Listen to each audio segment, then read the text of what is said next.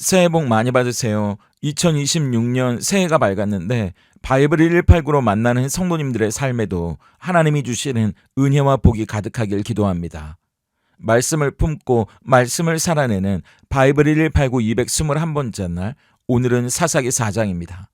지난 3장에서 하나님은 왼손잡이 에훗과 소모는 막대기를 든 삼갈처럼 세상의 기준으로는 비주류고 연약해 보이는 도구를 하나님의 능력을 담는 그릇으로 사용하셨는데요.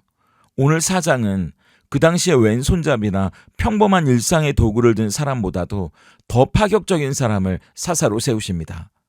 먼저 1절부터 10절까지는 압도적인 철병거의 위협 앞에 사사가 된 드보라의 이야기인데요.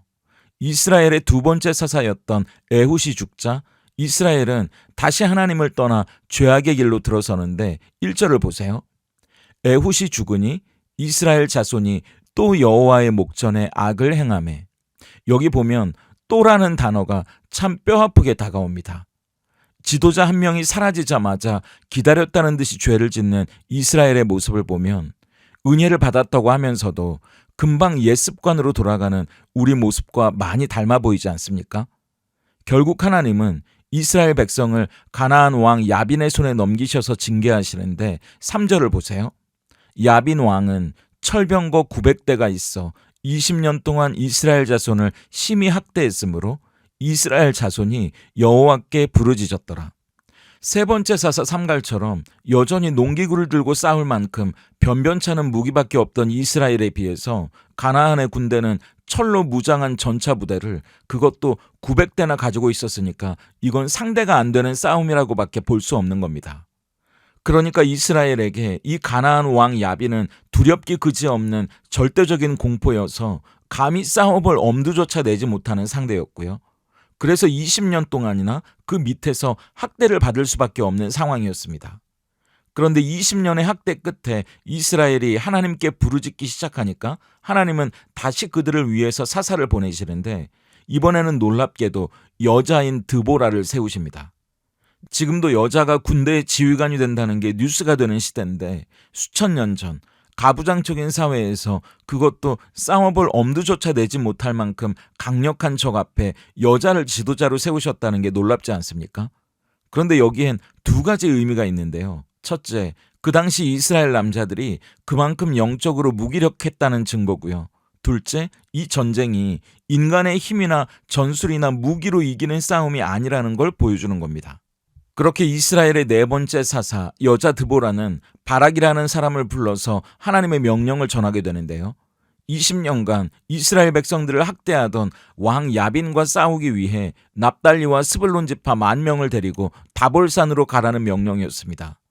드보라의 명령 앞에 바락이 어떻게 반응하는지 8절을 보세요. 바락이 그에게 이르되 만일 당신이 나와 함께 가면 내가 가려니와 만일 당신이 나와 함께 가지 아니하면 나도 가지 아니하겠노라 하니.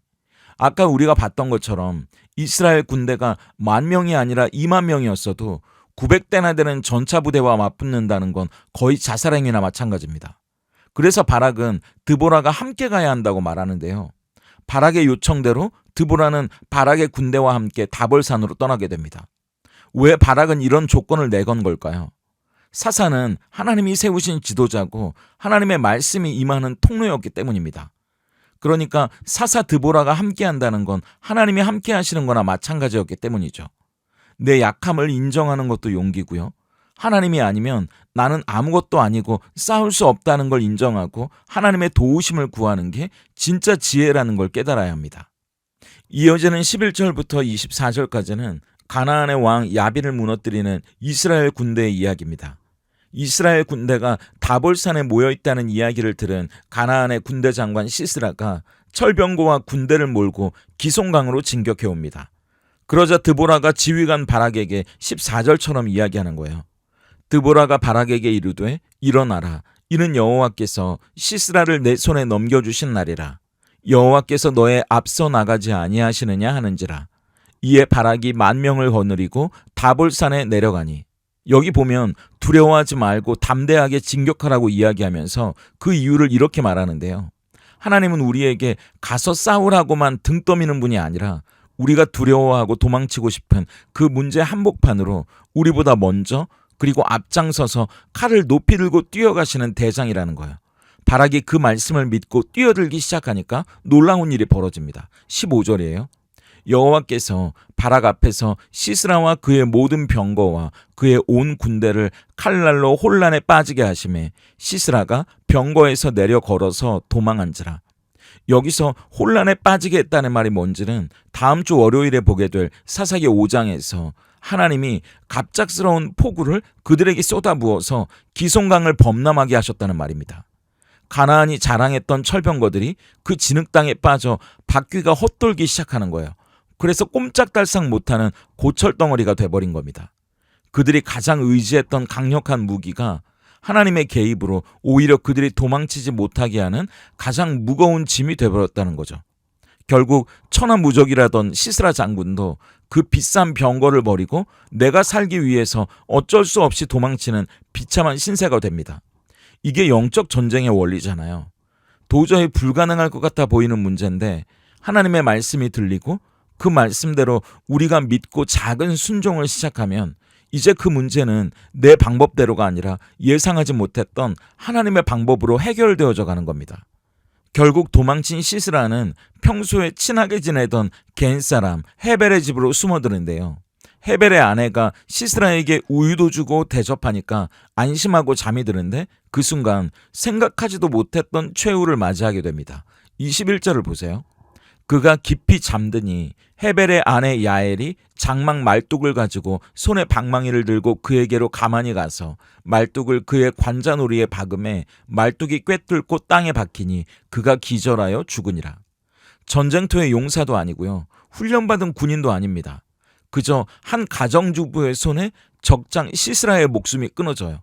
그것도 전쟁 무기인 칼도 창도 아니라 텐트를 칠 때 쓰던 일상의 도구인 말뚝에 의해서 시스라가 최후를 맞게 되는 겁니다. 하나님은 드보라가 9절에 예언했던 대로 900대의 철병거를 가지고 천하를 호령하던 군대장관 시스라를 가장 연약해 보이는 여인의 손에 넘기셨습니다. 이건 고린도전서 1장 27절 말씀처럼 세상에 미련한 것들을 택하사 지혜 있는 자들을 부끄럽게 하시고 세상에 약한 것들을 택하사 강한 것들을 부끄럽게 하시는 하나님의 방법이었습니다. 결국 이 전쟁의 승리는 바락의 용맹함도 아니고요. 드보라의 지혜도 아니라는 걸, 결국 하나님의 주권적인 섭리였다는 걸 깨닫게 되는 겁니다. 그리고 이건 예수님도 마찬가지잖아요. 하나님은 창세기에서 뱀의 머리를 상하게 할 여자의 후손으로 예수님을 이 땅에 보내셨습니다. 그분은 세상이 보기엔 연약하고 수치스러운 십자가라는 나무 말뚝으로 저 강력한 사탄의 머리를 박살내셨고요. 죄와 사망의 권세를 깨뜨리셨습니다. 그래서 세상은 철병거와 같은 힘으로 우리를 자기 발 앞에 굴복시키려고 들지만 하나님은 십자가의 약함으로 오히려 우리를 구원해내시는 겁니다. 그렇다면 오늘 사사기 4장이 던지는 질문 앞에서 우리는 어떻게 삶으로 대답할 수 있을까요? 첫 번째 질문은 나는 바락처럼 믿음으로 순종하고 있습니까? 예요. 바락은 두려움에 떨면서도 결국 1만 명의 군사를 이끌고 유리한 산지를 버려두고 철병거가 기다리는 평지로 내려가잖아요. 이유는 하나입니다. 하나님의 말씀을 들었기 때문이에요. 여호와께서 너보다 앞서가셨다는 말씀 앞에서 죽을지도 모르는 사지로 돌격 앞으로를 외치고 뛰어나가는 게 어떻게 쉬운 일이겠습니까? 그런데 하나님은 비록 두렵고 떨고 불안해하고 있을지라도 바락처럼 하나님의 말씀에 의지해서 용감하게 한 걸음을 내딛는 우리의 부족한 순종을 통해서도 위대한 승리를 만들어내십니다. 그렇기 때문에 완벽하게 우리가 준비되면 가겠다든지 두려움이 사라지면 하겠다고 그렇게 미루는 게 아니고요. 올 한 해를 시작하면서 하나님의 말씀 앞에 믿음으로 부족하지만 한 걸음 한 걸음 순종할 수 있는 우리이기를 다짐하는 게 중요합니다. 두 번째 질문은 나는 하나님과 세상 사이에서 위험한 중립을 지키고 있지는 않습니까? 예요. 오늘 본문에 나오는 야엘의 남편 헤벨은 가나안의 왕 야빈과 동맹을 맺고 평화롭게 지내던 사람이었는데요. 사실 그는 하나님의 백성이 고통받을 때 적들과 적당히 타협하면서 자기의 안전을 도모하는 사람이었습니다. 하지만 그의 아내 야엘을 보세요. 야엘은 남편이 가나안과 맺고 있었던 가짜 평화를 깨뜨려 버립니다. 가나안의 군대 장관 시스라를 숨겨주는 척하다가 그를 처단함으로써 자기가 누구 편인지를 확실히 하는 거죠. 그렇다면 오늘 우리는 어떻습니까? 교회에서는 거룩한 성도지만 세상에 나가서는 불의한 관행이나 세상의 가치관과 적당히 손을 잡고 헤벨의 가짜 평화를 누리고 있지는 않은지 되돌아보는 게 필요합니다. 세상과 어설프게 평화를 누리는 게 아니고요. 야엘처럼 과감하게 세상의 죄들을 향해 단호히 말뚝을 박는 영적인 결단이 저와 여러분의 올 한 해 2026년에 이루어지기를 소망해 봅니다. 함께 기도하겠습니다. 우리 인생을 위협하는 철병거보다 크신 하나님, 우리의 대장 되시고 영원한 승리자 되신 하나님을 바라봅니다. 때로는 우리도 바락처럼 현실의 거대한 벽 앞에서 주저하고 두려움에 떨 때가 많음을 고백합니다. 하지만 비록 다리가 후들거리고 확신이 부족할지라도 앞서가시는 주님을 신뢰하며 철병거가 있는 평지로 내려갔던 바락의 믿음을 우리에게 주시옵소서. 그리하여 완벽하지 않아도 좋으니 두려움을 뚫고 말씀에 순종하여 한 걸음을 내딛는 자에게 주시는 승리를 우리도 경험하게 하시옵소서.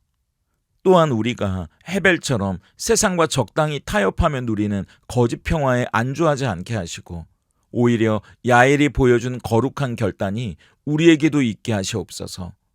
죄와 맺은 어설픈 동맹은 끊어버리고 세상의 가치관과 적당히 타협했던 이중적인 모습도 십자가의 말뚝으로 깨뜨리게 하시옵소서. 그리하여 세상의 친구가 되기보다 하나님의 거룩한 용사가 되기를 선택하는 오늘 하루가 되게 하시옵소서. 우리보다 앞서 행하시며 승리를 주시는 예수님의 이름으로 기도드립니다. 아멘.